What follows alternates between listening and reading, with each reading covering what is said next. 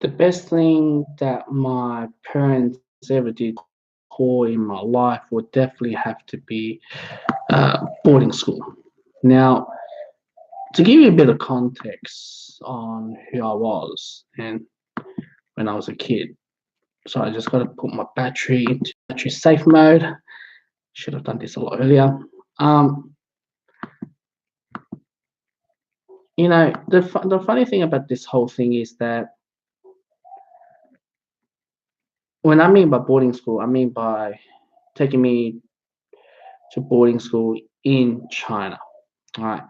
Now, when I mean by that, when my parents divorced and decided to, by the way, I'm in Australia. Now, when my parents divorced, they chucked me into this China. Now, the goal is for me is to study, is to learn, to be best behaved. Now, before I went to China, I was literally, it was more of, I was literally a lot more, I did not know, but at that time, until recent years, I was suffer dyslexic. And at the same time, I had ADHD, or perhaps right now, most likely ADD. And when I had that, it was to the point that I really felt. Hold on, I gotta get rid of that microwave to sound of I hate.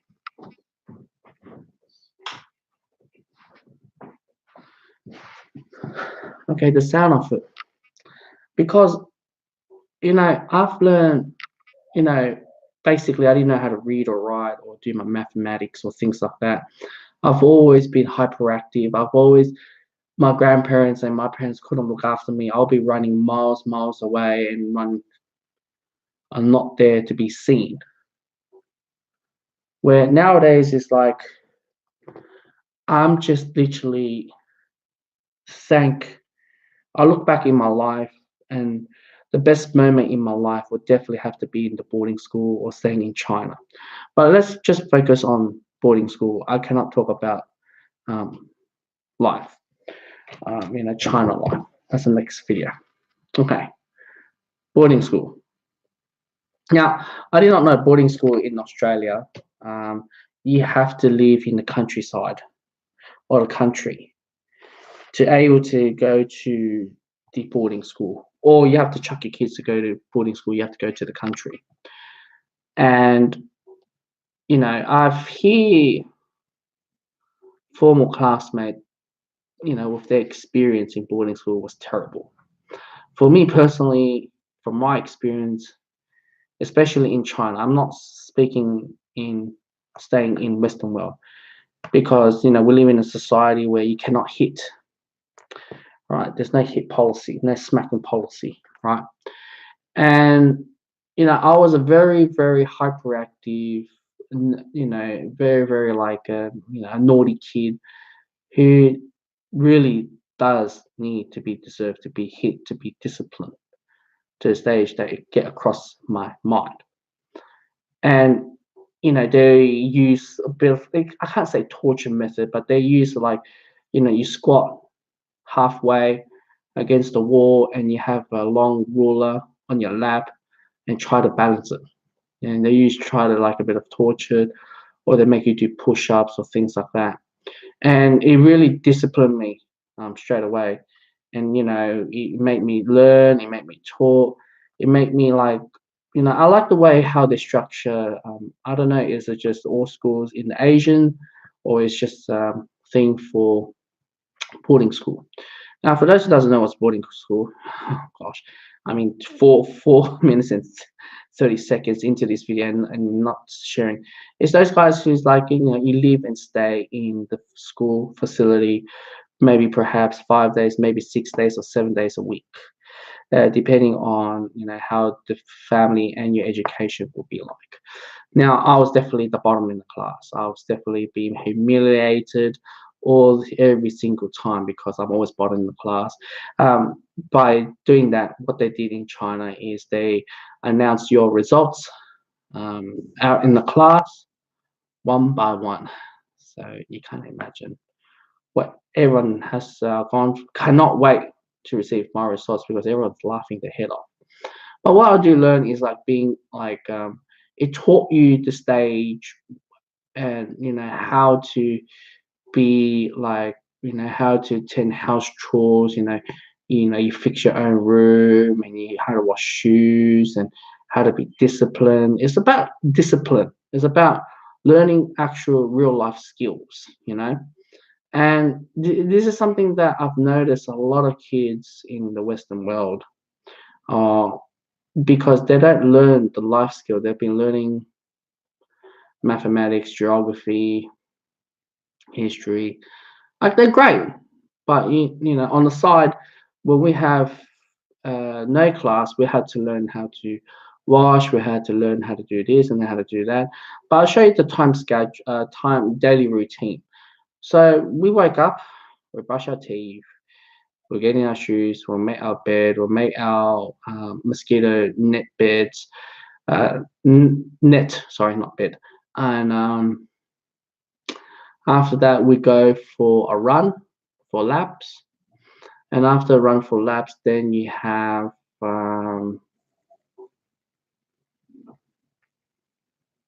reading a book. And after reading a book, that's when the class begins. All right. After reading a book, and that's your day.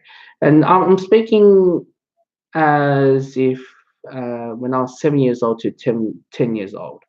Been staying there for 3 years, and it did change me a lot. The moment my father persuaded me, just because I do some visits going back to Australia, or perhaps my parents visit me, or in China. But I remember particularly this second trip when I visited back to Australia. My parents, my father especially, because my parents are both divorced, my father really persuaded me not to go back to China and stay in Australia and go do your education in Australia. After the 3 years, I've learned so much. And going back to class and doing my mathematics, I was acing it. Man, these maths are so behind, and I'm just down. I'm acing it through. So, and I was very conservative, very, very, mindful what I do, because what you've learned not to be wasteful, not to do things, always respecting others, and I'm always like that. And when I started to,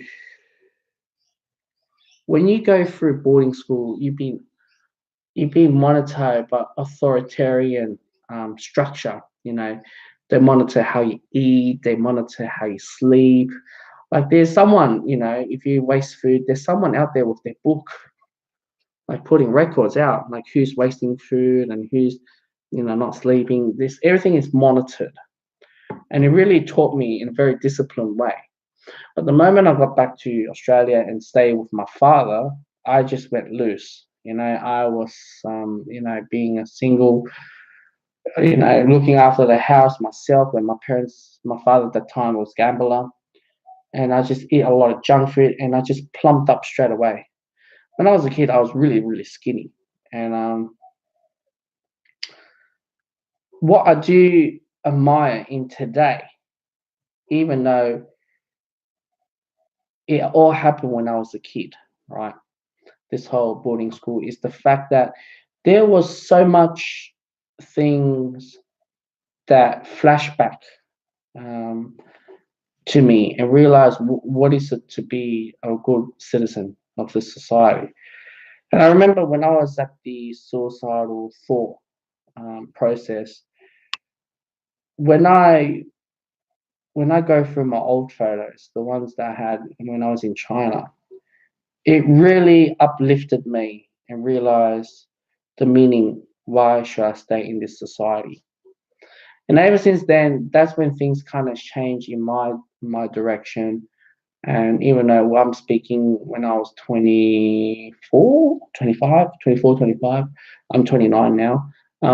Even though I've been high school dropout, even though I was didn't do too well at school, but I still kept those values, those ideas, and everything when I was a kid. It does really affected you, and this is where it comes in, where the nature versus nurture side kicks in. And that 3 years, I could not thank. Wish that my dad didn't persuade me. I wish my dad persuaded me to stay even longer in China and do boarding school a lot longer. My life will be a lot better than now. But that's been said, I'm glad that my parents did chuck me to boarding school, or else I wouldn't able to think, where am I, if I didn't chuck in a boarding school. Because the fact that I was so naughty to the point, I was I don't think I'll get any I don't think I'll be like this today, to be honest. At all. I absolutely do not think I will be end up like this today. I think I'll end up in a worse situation. And I guess, many people said, divorce, the one's gonna cop the hardest is the kids. And in my scenario, I reckon divorce did made a really good thing when I was in China, but afterwards it went a really terrible thing for me because my father was gambling every single night. He does all nighter gambling, and what has boarding school taught me is to be resilient, be strong, be independent without being dependent. This we're talking about a very young age. I was 6, 7, 8, 9, 10. Do things on my own and things like that. These are the stuff that I see many 9 or 7 or 10-year-old kids. I speak on 10-year-old kid nowadays. They are nowhere near. The stuff that I went through, the stuff what I do, may shock a lot of parents nowadays. Like, I remember, catching a flight, getting on a plane by myself. Like, these are the stuff, like, your parents wouldn't never bother let you do. Like, obviously there's a supervision in one of the flight attendants, but also, coming back by yourself, or perhaps, at a very young age, my mother wanted me to go see her in Melbourne from Sydney. I'm always on the plane and go to, um, go to the airport with my mother and catch the plane by myself. Like, usually parents do not think about that nowadays. No way. They're even scared to take their kids to even, walk to school or let them walk by themselves. And I guess this is where the snowflake generation kicks in, because you're very depending on, being spoon fed by your parents, being protected all the time. And as they get older, they're being snowflaked, have to rely or be easily to be manipulated by the educator or things like that. And it really sees a different side where I am. So I'm really, really glad I went to boarding school. That's the whole video.